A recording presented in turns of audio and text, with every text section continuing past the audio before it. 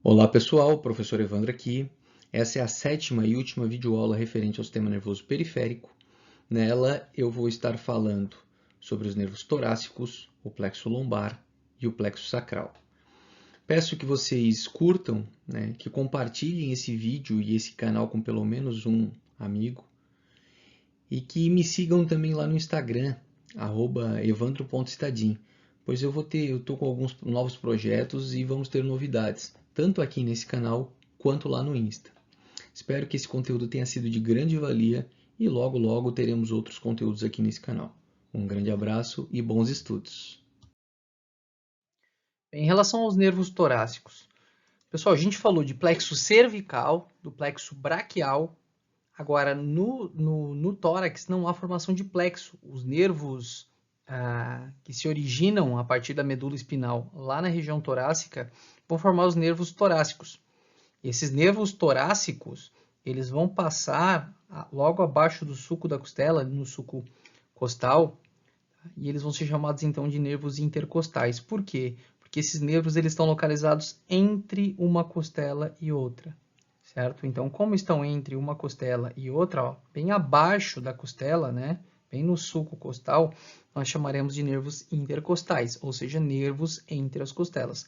São 12 pares de nervos torácicos. O primeiro passa abaixo da primeira costela, ajuda inclusive a formar o plexo braquial, o segundo abaixo da segunda costela, o terceiro abaixo da terceira. O último nervo, o T12, o último nervo intercostal, na verdade, ele não passa entre duas costelas, ele passa abaixo da última costela. Por isso a gente chama de nervo subcostal. Mas ele é semelhante aos outros intercostais, só muda de nome porque não passa entre costelas, e sim abaixo da última costela. Bem, olha o que nós estamos observando aqui, ó, por via posterior, né? Nós estamos vendo aqui os nervos intercostais, ó, e abaixo da última costela, o subcostal, que não deixa de ser um intercostal, né? Que vai estar, não deixa de ser, porque eu digo que é semelhante, né? Mas o nome não pode ser chamado de inter, né? E sim subcostal. Esses nervos subcostais, eles vão estar passando aqui, ó, na parede do tórax e vão estar fazendo a inervação sensitiva e motora da parede. Os 6 primeiros intercostais somente no tórax, então serão torácicos. Ó. Os 6 últimos intercostais, eles começam no tórax. Vamos pegar o primeiro aqui. Ó. Esse aqui é o primeiro intercostal, esse aqui é o segundo, esse é o terceiro, esse é o quarto, esse aqui é o quinto, sexto. Até o sexto aqui, ó, é só parede de tórax. Então, os músculos da parede do tórax, exemplo, músculos intercostais internos, externos, os íntimos, que são os mais profundos, né? E a sensibilidade da parede do tórax, né? Quando eu toco na pele do tórax, eu sinto através desses nervos intercostais. Os 6 últimos nervos intercostais, eles começam aqui no tórax, mas terminam lá na região anterior, na parede do abdômen. Por isso eles são chamados de músculos de nervos tóraco-abdominais. Ó, aqui está o subcostal. E ó, é o que a gente observa aqui. Os 6 primeiros intercostais vão fazer inervação sensitiva e motora da parede do tórax, e os 6 últimos intercostais vão fazer inervação sensitiva e motora da parede do tórax, na região posterior, e do abdômen, na região anterolateral, tá? Então, anterior e lateral. E a gente consegue observar, ó, que, por exemplo, aqui na altura do processo tifoide, um pouquinho abaixo do processo tifoide, termina ó, o 7º nervo intercostal. E esse 7º nervo intercostal, ó, ele já termina no abdômen, então ele já é um tóraco abdominal. Por exemplo, aqui na cicatriz umbilical, a gente encontra o 10º nervo intercostal. Então, a gente vê, ó, T7, né, abaixo do processo tifoide, aqui T8 na região epigástrica, T9, T10, cicatriz umbilical, aqui um pouquinho mais abaixo a gente encontra o T11 e descendo mais um pouquinho a gente encontra o T12 ali logo acima da sínfise púbica, né, na região suprapúbica. Então vejam, esses nervos, como eu falei, todos eles vão fazer a função de inervar músculos e pele da parede, né? Repetindo mais uma vez, os 6 primeiros, né, até esse aqui, são torácicos, os 6 últimos são tóraco-abdominais. Professor, mas e a parede do abdômen aqui, o que eles inervam, esses tóraco-abdominais, por exemplo, T7, T8, T9, T10, T11, T12, ali embaixo? vão estar inervando o músculo oblíquo externo do abdômen, oblíquo interno do abdômen, transverso do abdômen, reto do abdômen. Então, são os músculos que estão localizados na parede. Tá, mas qual deles? Bom, todos eles, né? Cada um no seu segmento, inervando uma porção desses músculos que nós estamos vendo aqui. Seguindo, a inervação do dorso. Lembram que eu falei para vocês naquele corte transverso que o nervo espinal originava um ramo anterior, que é formar os nervos espinais propriamente ditos, e o ramo posterior? O ramo posterior desses nervos espinais, ó, vão estar fazendo a inervação sensitiva e motora do dorso. Aqueles músculos intrínsecos do dorso. Ah, professor, então está falando do trapézio, do latíssimo do dorso, né, do grande dorsal? Não. Esses são músculos extrínsecos. Eu vou falar disso novamente semestre que vem na anatomia do dorso. Tá? Eu estou falando dos eretores da espinha, espinal, longuíssimo, ilho costal, dos músculos mais profundos do dorso, como por exemplo o mutífidos, rotadores, interespinais, enfim, são músculos mais profundos, músculos posturais, tá? E a sensibilidade da pele de toda a região do dorso aqui, ó. Em cada segmento sai um ramo posterior do nervo espinal vindo para o dorso e fazendo a inervação motora dos músculos profundos e sensitiva aqui da pele do dorso. Professor, e o trapézio? O trapézio é inervado pelo acessório, né? E o latíssimo do dorso? O latíssimo do dorso é inervado pelos ambos. A maioria dos músculos aqui do dorso, eles agem, na verdade, nos membros superiores, então são inervados pelo plexo braquial. Por exemplo, o latíssimo do dorso, o grande dorsal, pelo nervo tóraco dorsal, vem lá do fascículo posterior do plexo braquial.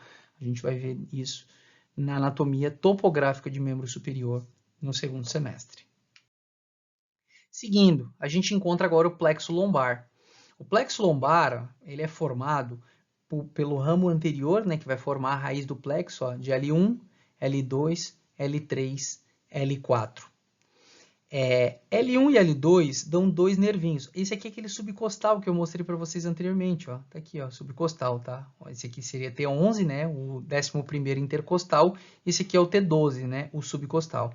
Então, vejam só, eu tenho aqui o nervo ilio-hipogástrico e logo abaixo, ó, tá ele aqui, o ilho hipogástrico, logo abaixo eu encontro o ilho inguinal. Esses dois nervos que vêm da mesma altura, ó, de L1, eles são semelhantes os intercostais. Eles inervam parede aqui é mais abdômen, já não chega mais tórax, né? Mas a parede do abdômen, os músculos da parede do abdômen, sendo que, ó, tá aqui o ilho hipogástrico, o ilho inguinal, ele entra no canal inguinal. Lembram lá do funículo espermático passando no canal inguinal? Eu tinha artéria, eu tinha veia, eu tinha nervo. Então, ó, o nervo ilioinguinal, esse segundo, ele vai fazer inervação lá de região perineal também. Vocês vão ver melhor no semestre que vem na anatomia topográfica de pelve e períneo. Então, vejam, da mesma altura aqui no plexo lombar, eu tenho o ilho hipogástrico e o ilho inguinal, e o ilho hipogástrico vai fazer inervação sensitiva e motora da parede do abdômen, parte bem baixa, então músculo oblíquo externo, interno, transverso do abdômen, reto do abdômen, mas um pouquinho mais embaixo. E o ilho inguinal também, só que o ilho inguinal é um pouquinho mais baixo e entra no canal inguinal. O que mais que eu vejo? Ó, um pouquinho mais abaixo, o cutâneo lateral da coxa ou cutâneo femoral lateral, é a mesma coisa, tá? Vem aqui, ó, de L2 e L3. Esse cutâneo femoral lateral, como o próprio nome diz, ele é cutâneo, então ele não faz inervação motora, é só sensitiva, é só pele, da região lateral da coxa, que depois eu mostro numa imagem. Ó, aqui tá ele, tá? Na posição anatômica junto com os músculos, né? Lembrando os músculos aqui, ó, o que eu vejo? Esse aqui é o quadrado do lombo, né? O quadrado lombar.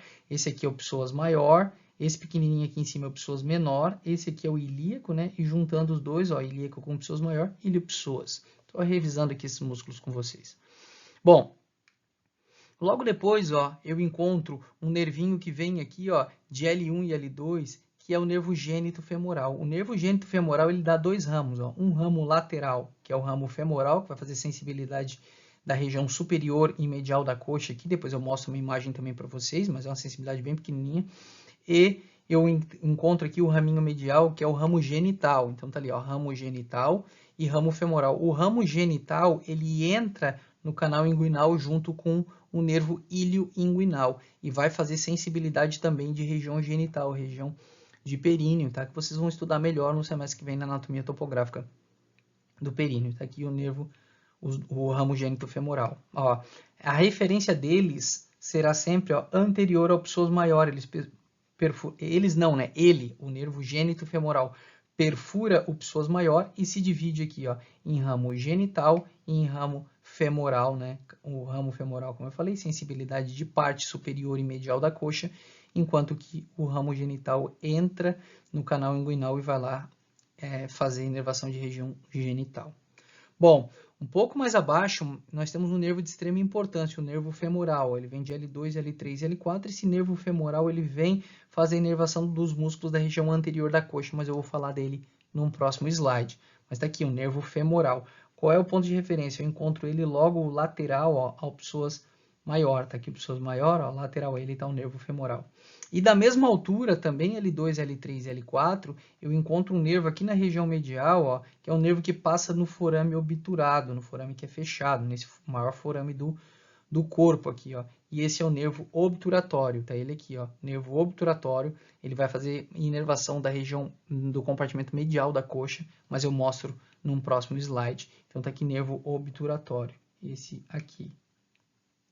Ok? Então, esses são os nervos que a gente encontra no plexo lombar.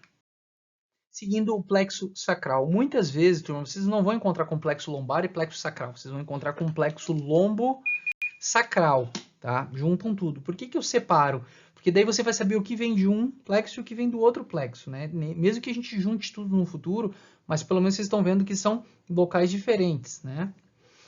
Vejam só. O plexo sacral, perdão, ele vai ser constituído por L4. Vai ser, professor, mas L4 não era plexo lombar? Então, é que o L4 vai pertencer tanto ao plexo lombar quanto ao sacral. Ó, L4 e L5, porque na verdade L4 e L5 se fundem e formam um tronquinho aqui conhecido como tronco lombo-sacral. Eu nem cobro esse tronco, mas só para saber que existe um tronco aqui conhecido como tronco lombo-sacral. Esse tronquinho que está vindo aqui, ó, de L4 e L5.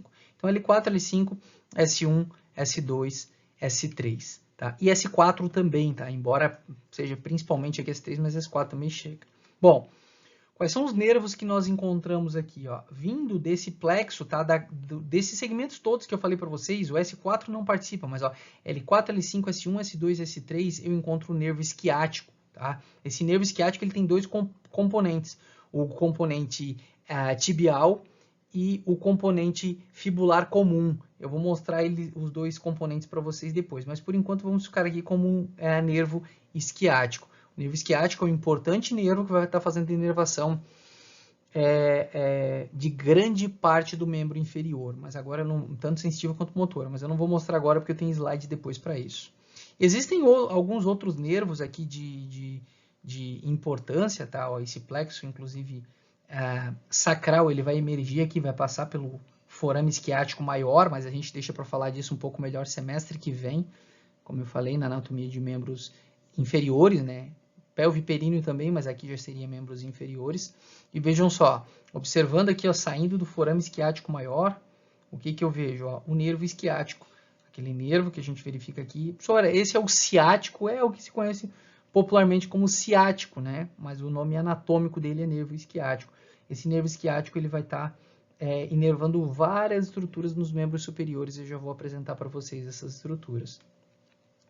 O que mais nós observamos? Ó, vindo aqui de S2, S3 e S4, eu tenho um nervo extremamente importante que vai passar aqui, ó, atrás da espinha isquiática, aqui, ó, tá?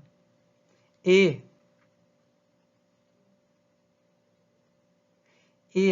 passando atrás dessa espinha isquiática,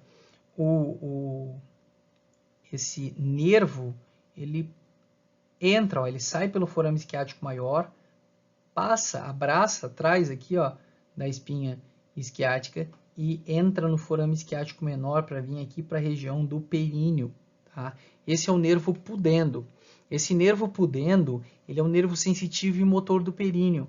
Ele inerva o nosso esfíncter externo do ânus, ele inerva o nosso esfíncter externo da uretra, e é ele então quem garante a nossa continência urinária, a nossa capacidade de segurar, reter fezes e reter urina, né? Mesmo com vontade de urinar ou de defecar, se dá através desse nervo. Esse é um nervo anestesiado também, né? No parto ou no parto, que eu digo o fisiológico, né? Quando vai ser feita aquela episiotomia, aquele corte lá na região do períneo clínico, conforme a gente conversou lá no sistema genital feminino. Agora, detalhes dele, a gente deixa para o semestre que vem, né, na anatomia topográfica de pelve e períneo. Mas está aqui, ó, o nervo pudendo, né, dando a volta aqui e vindo fazer sensibilidade na região do períneo e a motricidade, né, de vários músculos, principalmente aqui os esfínteres que eu citei para vocês. Existem vários outros nervos do plexo sacral, tá? Como o nervo glúteo superior, como o nervo glúteo inferior, como o nervo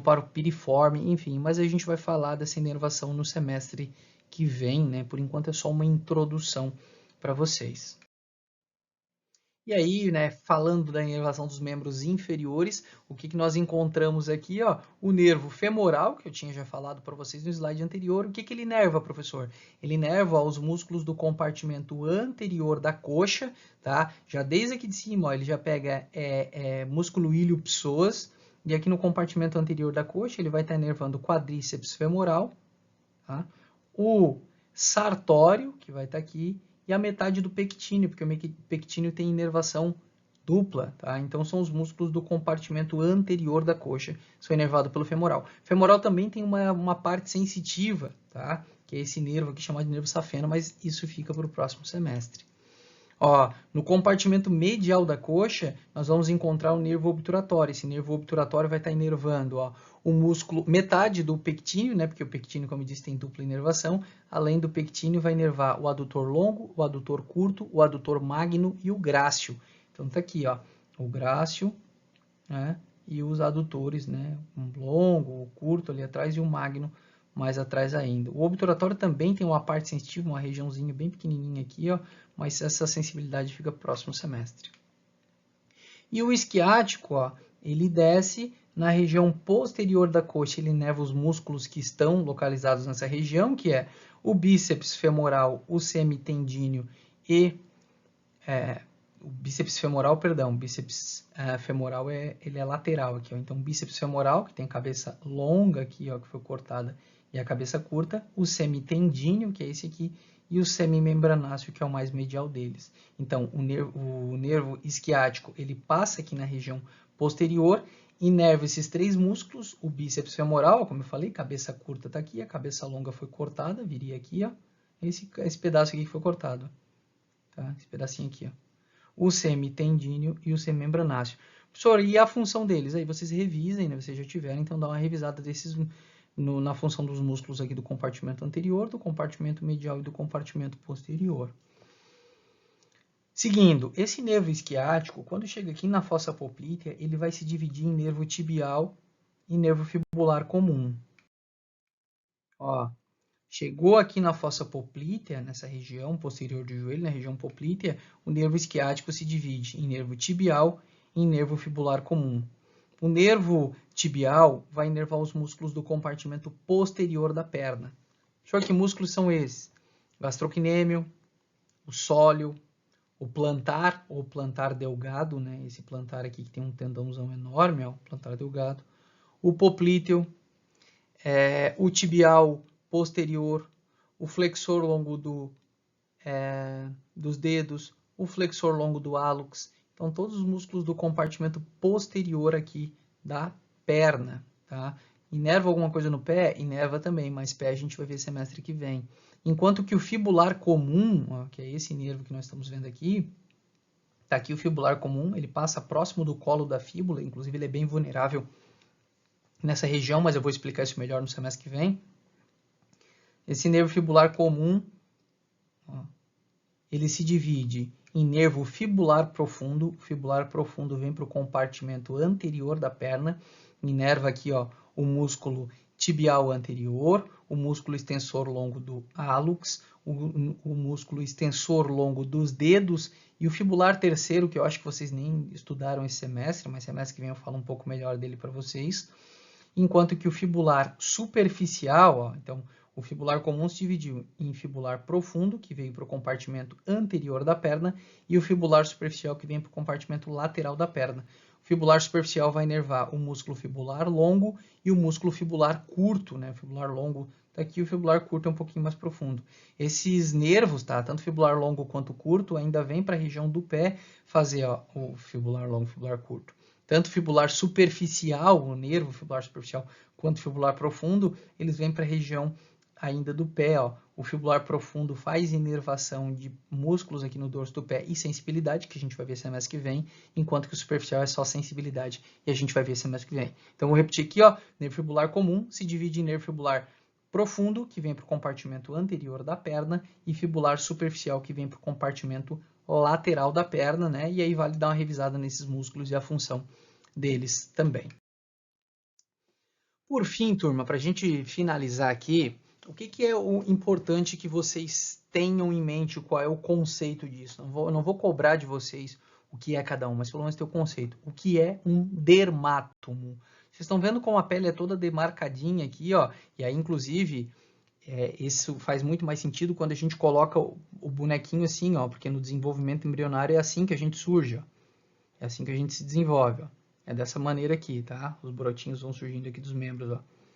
Se a gente for ver, cada faixinha dessa aí, ali no corpo, está sendo representada por uma raiz nervosa diferente, ou seja, um segmento medular diferente. Por exemplo, ó, C3, C4, essa região C5, tá? Ó, C6, C7, essa faixinha aqui, ó, C8, T1, T2, T3, T4. Cada faixa dessa de pele é representada, tá, por um segmento medular diferente. O que isso quer dizer? Quer dizer que cada região de pele dessa é inervada por uma raiz nervosa, ou seja, por um segmento medular. Isso a gente chama de dermátomo. O dermátomo significa uma região de pele, uma faixa de pele aqui, inervada por um único segmento medular, ou seja, por uma única raiz nervosa.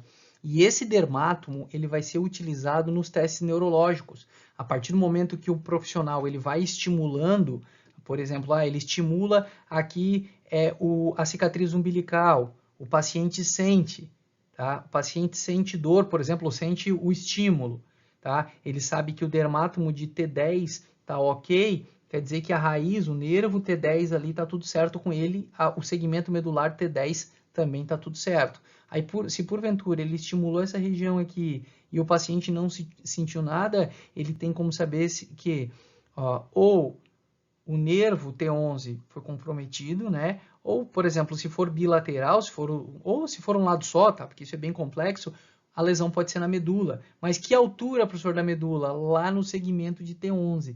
Então, assim, não se preocupem em saber diagnóstico nesse momento, mas pelo menos entender qual é o conceito de dermátomo, porque isso vai ser utilizado muito na vida acadêmica de vocês e até profissional. Então, um dermátomo é uma faixinha de pele inervada por uma única raiz nervosa, por um único segmento medular. E aí vocês vão entender depois por que quando o paciente tem uma hérnia de disco, por exemplo, né, o disco intervertebral está lá comprimindo, esmagando uma raiz nervosa, o paciente às vezes tem uma dor em faixa, né, que pega no membro inferior todo e vai até determinada região, tá? Mas calma que a gente vai ter tempo para estudar isso no futuro. Por enquanto, são esses conceitos que eu precisava que vocês conhecessem.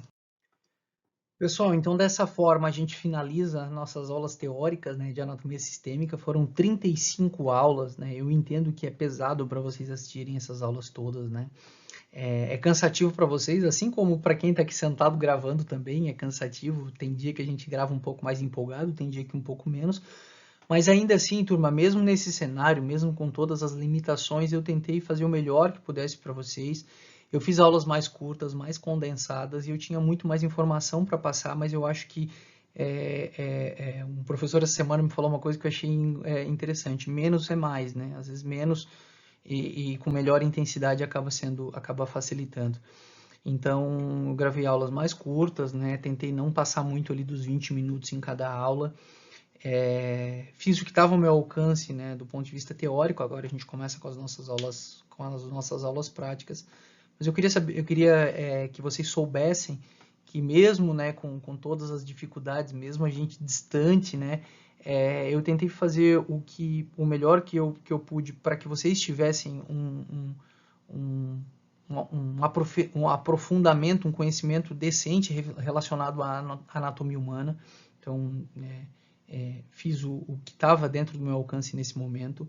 Espero que essas aulas tenham sido proveitosas para vocês, né? Desejo aí um curso maravilhoso para todos vocês. Eu sei o quanto é difícil, eu sei bem na pele o quanto é difícil, né? E vocês sabem bem disso. Eu estou percorrendo o mesmo caminho que vocês estão percorrendo e não é fácil, mas é legal a gente vendo que a gente vai trabalhando, vai batalhando e as coisas vão acontecendo.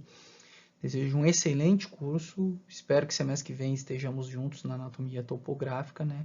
Mas de qualquer forma, eu já queria dizer para vocês que foi um grande prazer ter sido professor, né? Ser professor de vocês nesse semestre de anatomia sistêmica, né? Fazer parte desse início de caminhada de vocês no curso de medicina, que é um curso que exige muita dedicação, mas ao mesmo tempo é um estudo muito bonito, muito prazeroso e é uma profissão que eu enxergo, né, e muitas pessoas enxergam como sendo uma profissão de muito respeito. E desejo, né, como eu falei, um curso excelente para vocês, uma longa jornada. O que depender de mim, o que vocês precisarem, o que tiver ao meu alcance, contem comigo, que a gente está aí mesmo para se ajudar. Um abraço e a gente se encontra em breve aí nas nossas aulas práticas.